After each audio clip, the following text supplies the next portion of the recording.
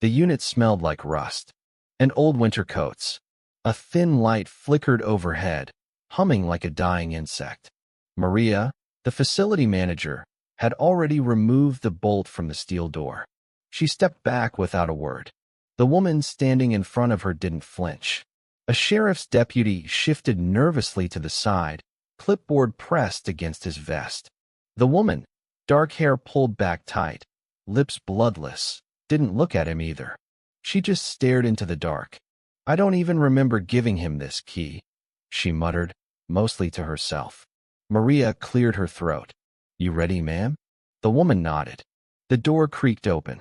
Cold air hit them like a ghost. Inside, 2 cardboard boxes stacked neatly. A garden hose. A folded baby swing. A Rubbermaid container taped tight. The deputy stepped forward. Something was wrong. The smell wasn't rust. It was meat. Rotten. The deputy hesitated. He reached for his radio. The woman's voice broke through the silence. That's not supposed to be here." Maria backed away. She didn't need the full picture. The box, blue, plastic, too clean, was out of place. And it was leaking. The deputy pulled his jacket over his mouth and leaned in. Then he dropped to one knee, lifted the corner of the lid, and the room fell still. What was inside didn't belong to this world. It belonged to headlines, to nightmares. The woman didn't scream. She just looked away, her hands trembling, like a switch had flipped, like something she never believed could be true had just broken through her ribs and started clawing its way up her throat. His name was Stephen Grant, her husband, her best friend, her children's father, the man who kissed her goodbye every morning, the man who cooked dinner, the man who said he missed her when she traveled for work. She thought she knew him. Until now. 2 months earlier, she had gotten the first email. "Hey babe, when are you coming home? I miss you." Short, sweet, normal. She had been in Puerto Rico on business, like always. Tara Grant traveled a lot. International sales, high-level executive. She was the breadwinner. Always moving. Always on top. Stephen stayed home with the kids. It worked. Until it didn't. Because Tara never came back. At least, not to anyone's knowledge. When Tara's sister couldn't reach her, she called the house. Stephen answered. "Yeah, she's just on another trip." We argued. She left. You know Tara. But something in his voice was hollow. Detached. Something that didn't sound like grief, or worry, or even mild annoyance. It sounded like practice. As if he'd rehearsed it. The sister tried again the next day. Same story. 2 days later, she called the police. Macomb County was not the kind of place where people disappeared. Especially not people like Tara Grant. Mother of 2. Polished. Professional. Reliable. So when officers knocked on Stephen's door, they expected cooperation. And at first, they got it. He answered every question. Smiled. Even offered coffee. "She left that night after our fight," he said. It was February 9th. Around 10 p.m. said she needed space. The detective took notes. "You report it?" Stephen shrugged. "She travels all the time. Honestly, I figured she'd call eventually. Mind if we look around?" He hesitated, then smiled again. Of course not. But what they found was strange. No flight bookings. No Uber trips. No passport movement. Her phone? Dead. Bank accounts? Silent. It was as if she had walked out into the cold Michigan night and vanished into the snow. 3 days later, Stephen was on the news, pleading for her return, holding his daughter, choking back tears. "I just want her home," he said. "Please, if you know anything." The cameras zoomed in. America watched. The perfect husband. The good dad. The broken man trying to hold his family together. But behind closed doors, things were fraying. Detectives began to circle back. Neighbors whispered about the arguments. The yelling. The way Stephen had looked lately. Unkempt. Thin. Eyes darting like a cornered animal. And then there was the au pair. A young girl from overseas. Barely 20. Living in the house. Looking nervous every time someone mentioned Tara. One cop caught her glancing at Stephen with fear or guilt. Something wasn't right. And the deeper they dug, the clearer it became. Tara never left that house. The whispers started with the au pair. Her name was Verena, barely 20, German, quiet, helpful, always in the background. But now, they needed her in the foreground. Detectives invited her in gently. No handcuffs, no pressure. Just questions. At first, she offered little. I do not know anything. I just take care of the children. Then the cracks began. She flinched when Stephen's name came up, paused too long when they asked if she'd seen Tara the night she left. Finally, one of the detectives slid a photo across the table. Tara, hair up, confident smile. The woman she had once admired. She didn't just leave, did she? The detective asked quietly. Verena's lip trembled. She nodded once, then broke. She came home that night, she whispered. But she was angry. They fought. I went to my room. And then, I heard screaming. Silence. What kind of screaming? Verena swallowed. Pain. Stephen, meanwhile, was falling apart in plain sight. At first, he kept up appearances, school runs, TV interviews, fake smiles. But inside, he was unraveling. Friends noticed. He started talking too much. One neighbor said he'd stop by at random hours just to talk about Tara. How cold she was. How controlling. How she emasculated him. And always with the same phrase. She never respected me. He needed people to hear it, to understand his pain. But no one was asking the right questions. Why was he so calm? Why didn't he seem surprised that she was still missing? And why did Verena look like she was walking through landmines every time she left the house?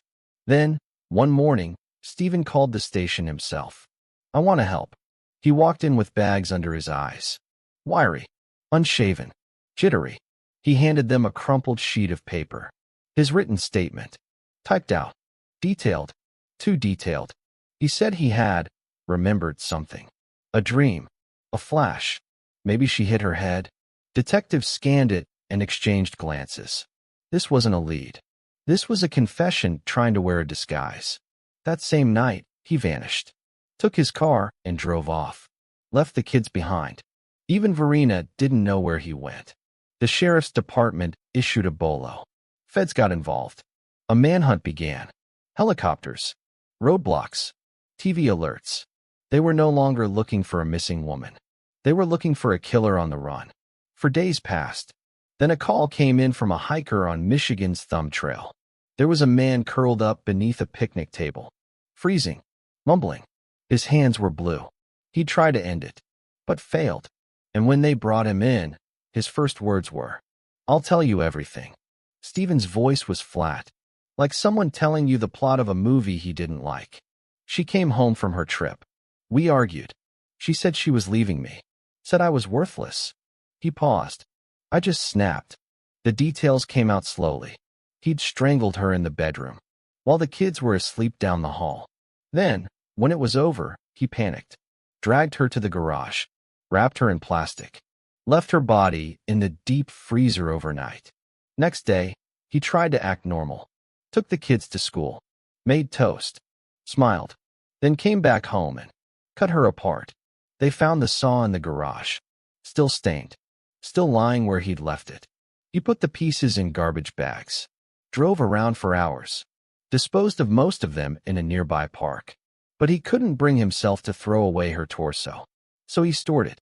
In the Rubbermaid. Inside the unit she'd once paid for. Under her name. The irony never left him. The courtroom was silent. Not just quiet, silent. Even the cameras felt intrusive. Stephen sat at the defense table, hands folded neatly in front of him. Hair trimmed. Eyes empty. He didn't look like a man who dismembered his wife. He looked like a man waiting for a doctor's appointment. The prosecutor didn't waste time. This wasn't a crime of passion, he told the jury. This was planned.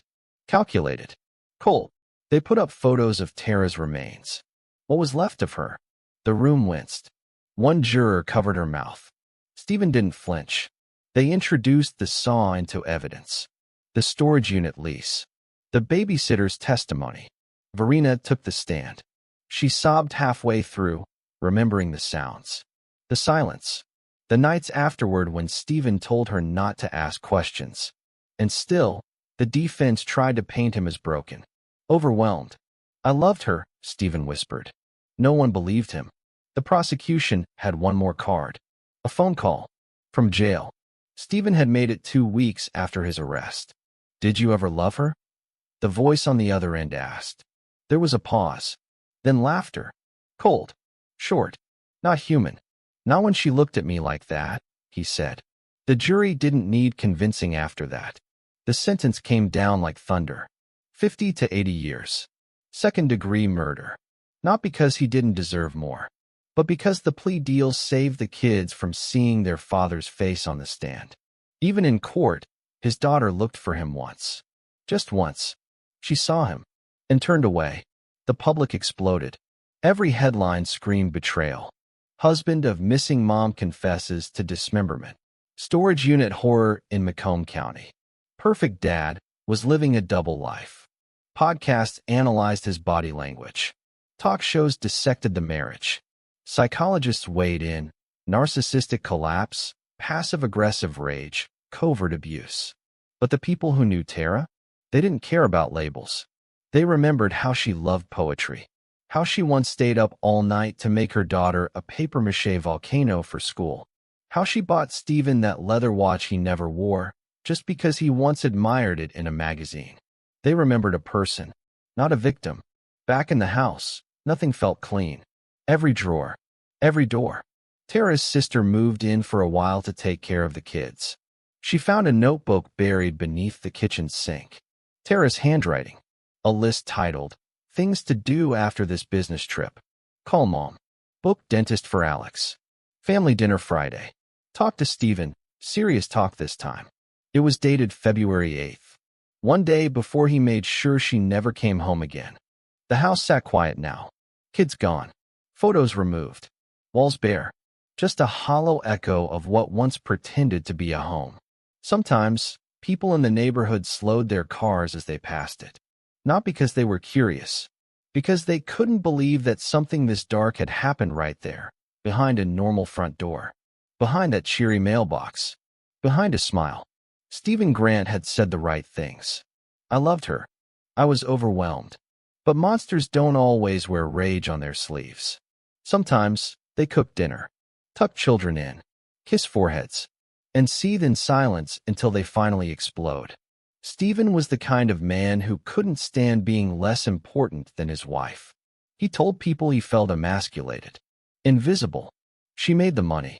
She made the decisions. So he took back control, in the most violent, final way possible. His daughter, only 6 when it happened, grew up with a shadow stitched into her spine. She once told her therapist she still dreamed about the freezer, even though she never saw it, even though no one ever told her the details. She felt it. Her brother stopped speaking for a while. Trauma doesn't always look like screams. Sometimes, it's just silence that won't leave. Years later, when the case was brought up in a college seminar on criminal psychology, the professor asked, "What makes a man like that snap?" No one answered, until a girl in the back whispered, "He was already broken. He just waited until someone else paid the price." Stephen Grant never apologized. Not really. At sentencing, he read a brief statement. Said he regretted what happened. Not what he did. Not what he chose. What happened. As if murder was an accident. As if her body had just wandered into a Rubbermaid container on its own. Tara's family rebuilt slowly. Privately. They moved away. Changed phone numbers. Tried to give the kids a life without reporters, whispers, or pain. But grief isn't something you outgrow. It's something you learn to carry. And for the rest of their lives, they carried the weight of a father's betrayal and a mother's stolen future. People still ask, why didn't she leave sooner? Why didn't she see the signs? Why didn't she run? But those are the wrong questions. The real question is, why did he think she was his to destroy? If this story made you think, share it with someone. Not just for Tara, but for anyone who's ever mistaken silence for safety. Subscribe for more real stories that expose the darkness we live beside and the strength it takes to survive it.